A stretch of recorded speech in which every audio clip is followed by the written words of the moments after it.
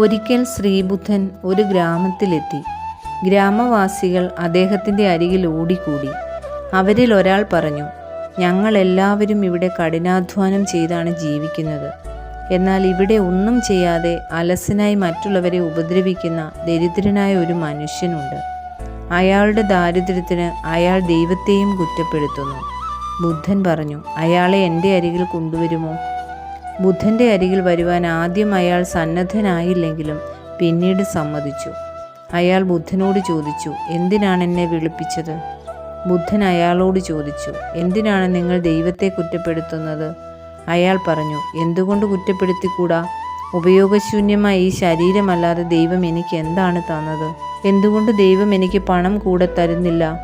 ബുദ്ധൻ പറഞ്ഞു, എനിക്കൊരു രാജാവിനെ അറിയാം. എത്ര പണം ചോദിച്ചാലും അദ്ദേഹം തരും. പക്ഷേ പകരം നിന്റെ കണ്ണുകൾ അദ്ദേഹത്തിന് നൽകണം. അയാൾ പറഞ്ഞു, അതൊരിക്കലും സാധിക്കില്ല. എത്ര പണം തന്നാലും എൻ്റെ അമൂല്യമായ ഈ കണ്ണുകൾ നൽകാനാവില്ല. ബുദ്ധൻ ചോദിച്ചു, നീയല്ലേ പറഞ്ഞത് നിന്റെ ശരീരം ഉപയോഗശൂന്യമാണെന്ന്? അമൂല്യമായ നിന്റെ കണ്ണുകൾ ശരീരത്തിൻ്റെ ഭാഗമല്ലേ?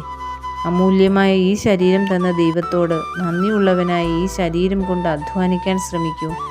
അങ്ങനെ നിങ്ങൾക്ക് ആവശ്യമായ പണം അധ്വാനത്തിലൂടെ നേടുവാൻ കഴിയും.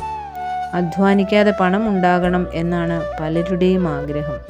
ദൈവം നേരിട്ട് അവരുടെ ബാങ്ക് അക്കൗണ്ടിലേക്ക് പണം ട്രാൻസ്ഫർ ചെയ്യണമെന്നായിരിക്കുമോ അവർ ആഗ്രഹിക്കുന്നത്? ദൈവം പ്രവർത്തിക്കുന്നത് അങ്ങനെയല്ല എന്ന് നമുക്ക് എല്ലാവർക്കും അറിയാമല്ലോ. നമ്മുടെ എല്ലാ ആവശ്യങ്ങളും നിറവേറ്റുവാൻ തക്കവിധം ധനസമാഹരണത്തിന് വേണ്ടി കൂടിയാണ് ദൈവം നമുക്ക് ആരോഗ്യവും കഴിവുകളും നൽകിയിരിക്കുന്നത്. ആരോഗ്യമുള്ളപ്പോൾ അധ്വാനിക്കാൻ കഴിവുള്ളപ്പോൾ അധ്വാനിക്കാൻ മടിക്കുന്നത് വലിയ തെറ്റാണ്. തന്നോട് തന്നെയും സമൂഹത്തോടും ചെയ്യുന്ന വലിയ ദ്രോഹം. അധ്വാനം എത്ര മഹത്തായ സംഗതിയാണ്. അധ്വാനത്തിനെതിരായ പ്രധാന ശത്രു അലസതയാണ്. അലസത അധ്വാനത്തിന് ശത്രു മാത്രമല്ല, നമ്മുടെ ജീവിതത്തിൻ്റെ തന്നെ ശത്രുവാണ്. അധ്വാനം എത്രമാത്രം മഹത്തരമാണോ അതുപോലെ നികൃഷ്ടമാണ് അലസത. അലസരായവർ തങ്ങളുടെ പ്രതിസന്ധികൾക്ക് കാരണക്കാരായി മറ്റുള്ളവരെയും ദൈവത്തെ പോലും മുദ്രകുത്തുക സാധാരണമാണ്.